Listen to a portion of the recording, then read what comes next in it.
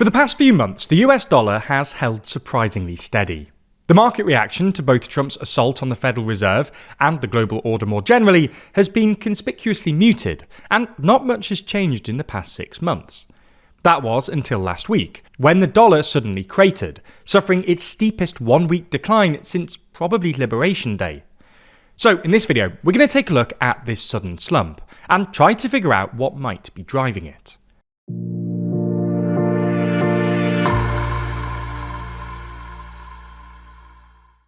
Want to feel more inside of politics? If so, check out our new range of posters, which take you inside Westminster and the Capitol building, or our map of Brussels, which shows you the true geographic scale of the EU. Click the link in the description for the full collection and get 40% off for a limited time using code FIRESALE. So let's start with a bit of context. The best way to measure the strength of the US dollar is by looking at the so-called dollar index, which basically measures the strength of the dollar against a weighted basket of other major currencies.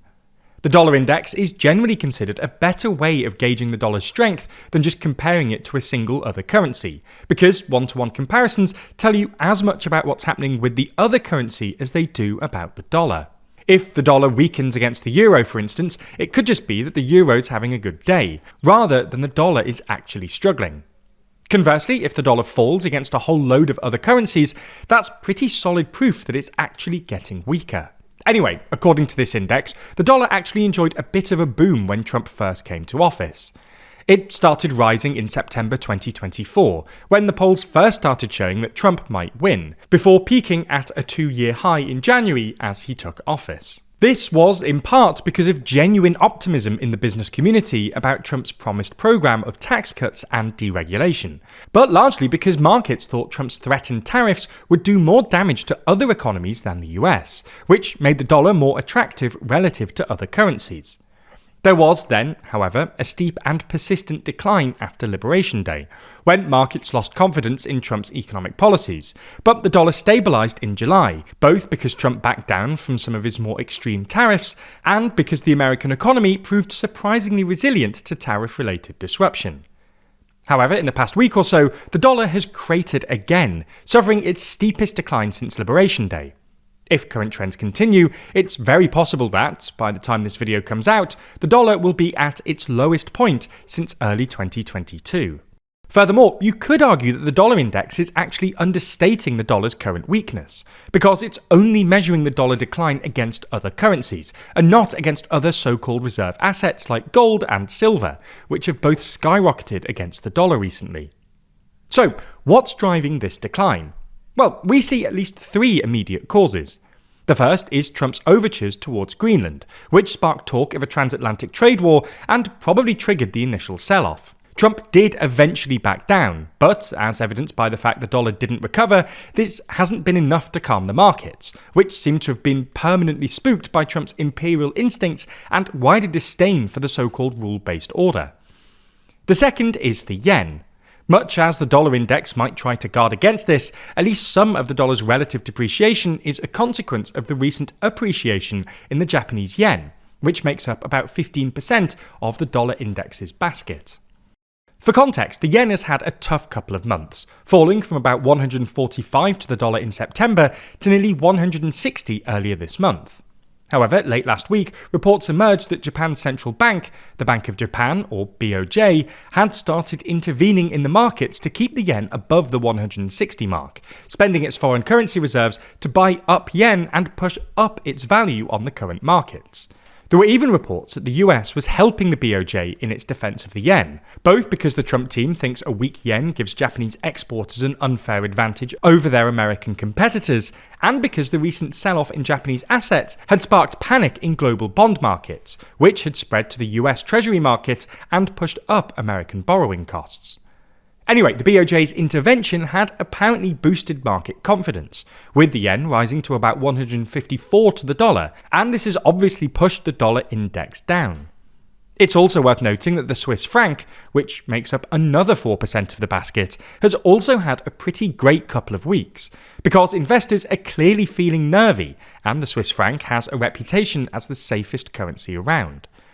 So that's the second immediate cause, the recent appreciation in the Japanese yen, and to a lesser extent the Swiss franc. The third, however, is the prospect of yet another government shutdown in the US.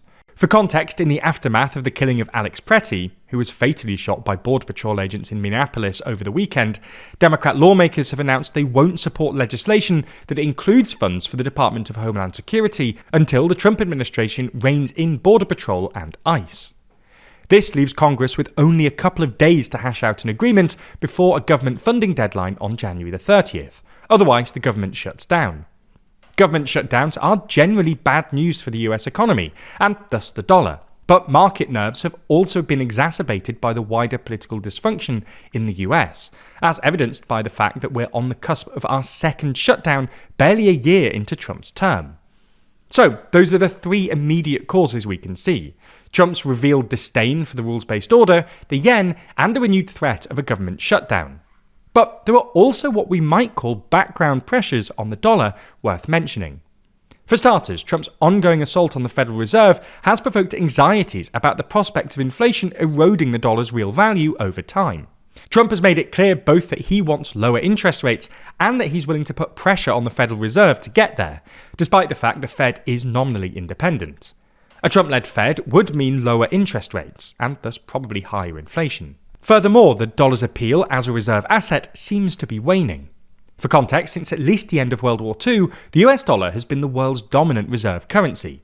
In other words, the currency that central banks and other big financial institutions like to hold in their foreign exchange reserves. The dollar is still the global favourite, but it's less popular than it once was. According to the latest IMF data, its share of global reserves has slumped in recent months, falling to a 30-year low in mid-2025, the latest period for which data is available. All else being equal, less demand for dollars as reserve assets obviously means a weaker dollar. Now, if you've stuck around this long, chances are you're passionate about learning and bettering yourself through knowledge, just like us. You're obviously a thinker, and Brilliant is the perfect learning platform to unlock your potential. That's because Brilliant pushes you to excel in maths and computer science, with visual, interactive problem solving and personalised practice. Their website and app is designed to be highly effective, offering the perfect mix of interactive problems, motivating challenges, and encouragement to keep you moving forwards. Here, you can build genuine understanding and reach serious learning goals. On Brilliant, you'll click with concepts you used to struggle with. Their ever-expanding libraries cover everything from timeless topics in maths and science to cutting-edge concepts in AI, quantum, and beyond. Wherever you are on your learning journey, Brilliant will start you at the perfect level to grow and achieve goals at your own pace, with each course being crafted by an award-winning team of teachers, researchers, and professionals from MIT, Harvard, Stanford, Caltech, Google, and more. So, if you want to start learning with confidence and become an even better problem solver, you can try Brilliant for free for a full 30 days.